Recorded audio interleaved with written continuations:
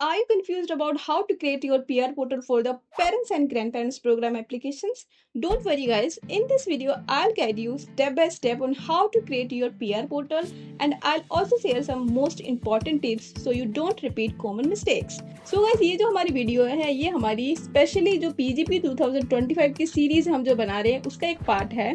So I have already made 3 detail video जहां पर मैंने financial eligibility, complete document checklist और इन्विटेशन टू पीआर प्रोसेस किस हिसाब से होगा मैंने वो चीज़ें कवर किया है. सो अगर आपने वो वीडियोस अभी तक नहीं देखी तो आप प्लीज़ जाके वो चीज़ जरूर चेक करें, बिकॉज अगर आपको वो चीज़ें क्लियर नहीं होगी तो आप पीआर प्रोसेस कैसे स्टार्ट करोगे. आपको डिस्क्रिप्शन में उनके लिंक्स मिल जाएंगे और आप हमारे जो चैनल है उसमें आप जाके वीडियोस में भी चेक कर सकते हैं. इसकी पूरी एक प्लेलिस्ट है. Don't forget to subscribe our channel because this series will take you from invitation all the way to visa approval. तो अब हम देखते हैं इसके स्टेप बाय स्टेप हमने इसको किस हिसाब से क्रिएट करना है. सो स्टार्ट करते हैं. सबसे पहले आपने गूगल पे सर्च करना है PGP कैलेंडर 2025. जैसे आप उसको सर्च करोगे आपको ये फर्स्ट लिंक ही नजर आ रहा है, आपने इस पर क्लिक करना है. आपने इस पर क्लिक किया तो आपको ये जो पेज है ये आपको नजर आया.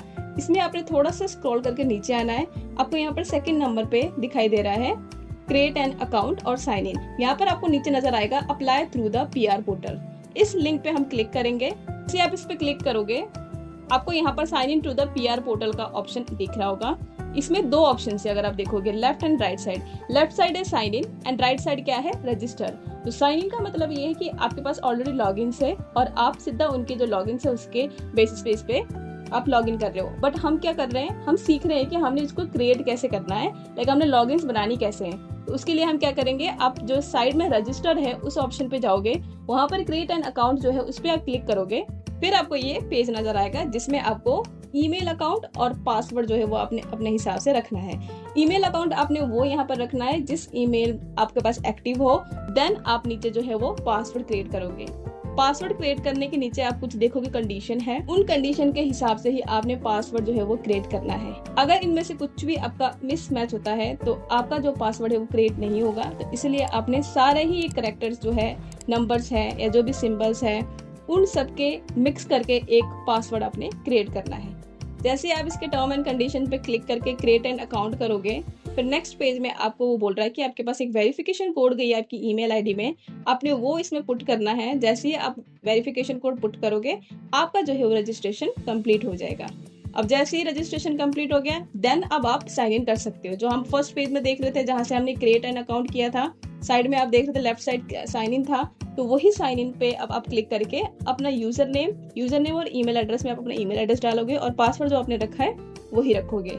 और ये दोनों आपने पुट करने के बाद साइन इन पे क्लिक करना है.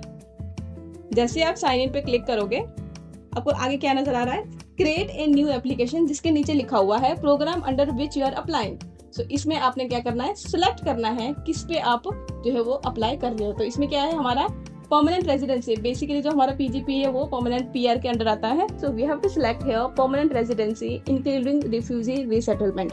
जैसे ही आप इस पे क्लिक करोगे आपको नीचे और ऑप्शंस नजर आएंगे जिसमें ये पूछ रहा है programme under which you are applying. So हमारा जो PGP है वो फैमिली के अंदर आता है. So we have to select here family and नीचे हमारा parents and grandparents category हुआ. अब ये कस्टम एप्लीकेशन टाइटल है, आप अपने यहाँ से कुछ भी रख सकते हो.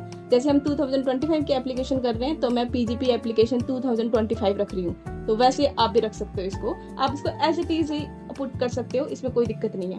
अब इसके कंटिन्यू पे क्लिक करेंगे. अब हमारा जो है वो एप्लीकेशन जो है वो सक्सेसफुली स्टार्ट हो चुका है.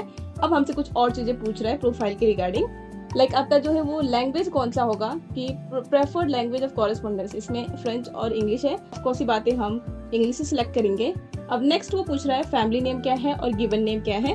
तो जो भी आपका नाम है, अगर आपका ओनली वन नेम है, लाइक अगर आपके पासपोर्ट में ओनली गिवन नेम में नाम है तो आप सिर्फ फैमिली नेम में वो सारा नेम पुट कर सकते हो एंड गिवन नेम को ब्लैंक छोड़ सकते हो.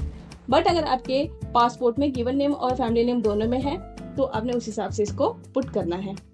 आगे आप डेट ऑफ बर्थ पुट करोगे, पहले ईयर फिर मंथ फिर डेट. अब नीचे हमारा है मेलिंग एड्रेस, आपने मेलिंग एड्रेस डालना है. जो गाइस यहाँ पर हम एड्रेस डाल रहे हैं वो हम एप्लीकेंट की डाल रहे हैं, स्पॉन्सर जो कनाडा में है उसकी नहीं. जो हम इंडिया से जिनको बुला रहे हैं उनकी डिटेल्स डालनी है. याद रखना है जो भी इन्फॉर्मेशन हम अभी पुट करेंगे वो इंडियन एप्लीकेंट जिसको भी हम बुला रहे हैं उनका हमने यहाँ पर पुट करना है. तो ये मेलिंग एड्रेस और मेरा जो दूसरा रेजिडेंशियल एड्रेस है बोथ आर सेम. सो मैंने येस पे क्लिक किया. अगर आपका नहीं है देन आप नो पे क्लिक करोगे. अब नीचे ये पूछा गया है कि स्पाउस, पार्टनर और डिपेंडेंट प्रोफाइल, क्या आपके एप्लीकेशन में कोई और भी इंक्लूड है? लाइक अगर 2 लोग इंक्लूड है then you have to add dependent और आपको उनकी डिटेल्स यहाँ पर फिल करनी पड़ेगी। हम जो केस ले रहे हैं उसमें सिर्फ हम एक एप्लीकेंट का बना रहे हैं। जैसे मान लेते हैं कि जो हमारा पीजीपी का स्पॉन्सरशिप इन्विटेशन आ रखा है वो सिर्फ मेरी मदर का आ रखा है, तो उसी हिसाब से हम इन्फॉर्मेशन पुट करेंगे। अगर आपके फैमिली में 2 लोग हैं जिनके इन्विटेशन आ रखा है, फिर आप उसको ऐड डिपेंडेंट करके उनकी इन्फॉर्मेशन भी आपने यहाँ पर ऐड करनी है। तो हमने क्या किया, हमने डिपेंडेंट ऐड नहीं किया एंड सेव एंड कंटिन्यू पे क्लिक किया। जैसे ही आप सेव एंड कंटिन्यू पे क्लिक करते हो आपको यहाँ पर ये वाला पेज नजर आएगा जहाँ पर आपको सारी चीजें बताई गई है। आपकी रिव्यू एलिजिबिलिटी क्राइटेरिया भी यहाँ से देख सकते हो, अपनी एप्लीकेशन गाइडलाइंस भी देख सकते हो, अपना डॉक्यूमेंट चेकलिस्ट भी यहाँ से देख सकते हो। नीचे आप देख पा रहे होंगे कि आपका जो एप्लीकेशन स्टेटस है वो इनिशिएटेड है, यानी कि हमने अपनी एप्लीकेशन स्टार्ट कर दिया है। इसके आप बिल्कुल लेफ्ट साइड देखोगे तो यहाँ पर आपको फॉर्म्स नजर आ रहे हैं। इसके अलावा नीचे बताया गया है कि सपोर्टिंग डॉक्यूमेंट्स एडिशनल, अगर आपके एप्लीकेशन फॉर्म से वो एडिशनल सपोर्टिंग डॉक्यूमेंट्स आपको यहाँ पर नीचे नजर आएगा। आप नीचे स्क्रॉल करोगे, ये देखो यहाँ पर सारा ही फॉर्म्स है। आपने जस्ट एडिट पे क्लिक करके इनको स्टार्ट करना है, वो हम नेक्स्ट वीडियो में करेंगे। अभी के लिए आप ये समझो कि ये वाली जो फॉर्म है वो आपको ऑनलाइन ही फिल करनी है सारी, एंड नीचे जो दिया गया है इनको आपने डाउनलोड करके इनको आप पहले फिल करोगे, फिर आप इनको अपलोड करोगे। इसके अलावा कोई और एडिशनल फॉर्म है जो आपकी एप्लीकेशन में एप्लीकेबल है तो यहाँ पर आप सर्च कर सकते हो उनको, और यहाँ पर आपने उनको पुट करना है। अब नीचे जो बताया गया है सपोर्टिंग डॉक्यूमेंट्स, ये हमारे एप्लीकेशन में जो भी हमने सपोर्टिंग डॉक्यूमेंट्स लगाने हैं उसमें लेबलिंग किस हिसाब से होगी उन्होंने बताया हुआ है। ये मैंने ऑलरेडी अपने पिछले वीडियो में भी आपको एक्सप्लेन किया हुआ है कि किस हिसाब से आपने अपना फाइल नेम रखना है, कितनी जो है वो आपकी साइज होनी चाहिए और कौन से फॉर्मेट एक्सेप्टेबल है। इसके यहाँ पर उन्होंने लिंक भी दे रखा है, इवन जो आपका फोटो लगना है परमानेंट रेजिडेंस के लिए उसके इंस्ट्रक्शन के लिए भी दिया हुआ है। पिछले वीडियो देखोगे वो कुछ ज्यादा उससे क्लियर होगा क्योंकि उसमें सारी चीजें डिटेल में बताई गई है। आगे इन्होंने बताया भी है कि आपका जो फाइल का नाम है वो इन्हीं कैरेक्टर के बीच में होना चाहिए, इसके अलावा नहीं होना चाहिए। अब कुछ मैंडेटरी डॉक्यूमेंट्स इन्होंने दिया ही हुआ है कि ये डॉक्यूमेंट्स तो आपको मैंडेटरी है, रिक्वायर्ड ही है, किसी भी कीमत पे आपको ये डॉक्यूमेंट्स चाहिए ही चाहिए। इसके अलावा आपको एडिशनल डॉक्यूमेंट्स जो मैंने पिछले वीडियो में आपको समझाया हुआ है वो सारे डॉक्यूमेंट्स अपने अपलोड करना है, कुछ भी मिस नहीं करना है। ये नहीं समझना कि वो यहाँ पर रिक्वायर्ड में नहीं है तो हम वो डॉक्यूमेंट्स को स्किप कर देते हैं, ऐसा नहीं करना। आपने वो डॉक्यूमेंट्स भी सारे ही अपलोड करने 1 by 1। कुछ भी जो अदर डॉक्यूमेंट्स हैं आप यहाँ पर देख सकते हो, इनके नाम है, इनको आप जैसे सिलेक्ट करोगे तो यहाँ पर अपलोड का ऑप्शन आ जाएगा।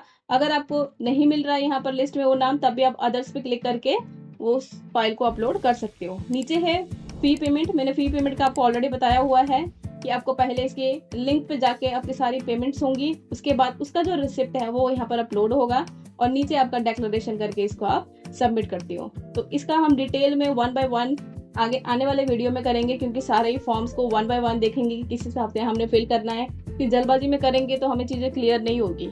तो नेक्स्ट वीडियो में हम IMM 0008 फॉर्म को फिल करने सीखेंगे कि वो हमने कैसे करना है। इस वीडियो में इतना ही गाइस। आई होप कि आपको ये चीज़ समझ आई कि आपने किस हिसाब से अपना पोर्टल क्रिएट करना है, किस हिसाब से लॉगिन बनानी है, अपना पासवर्ड कैसे रखना है और किन किन चीज़ों का आपने पहले ध्यान रखना है। इसके अलावा कुछ भी अगर डाउट है, कंफ्यूजन है, आप प्लीज कमेंट सेक्शन में अब हमें लिखें। इसके अलावा आप हमें इंस्टाग्राम पेज या फेसबुक पेज पे भी रीच आउट कर सकते हैं, वहाँ भी आपके हर एक क्वेरीज का जवाब दिया जाएगा। If you found this video helpful please hit the subscribe button and don't forget to like and share the video. Thank you so much. See you in the next video. Till then, take care. Bye bye.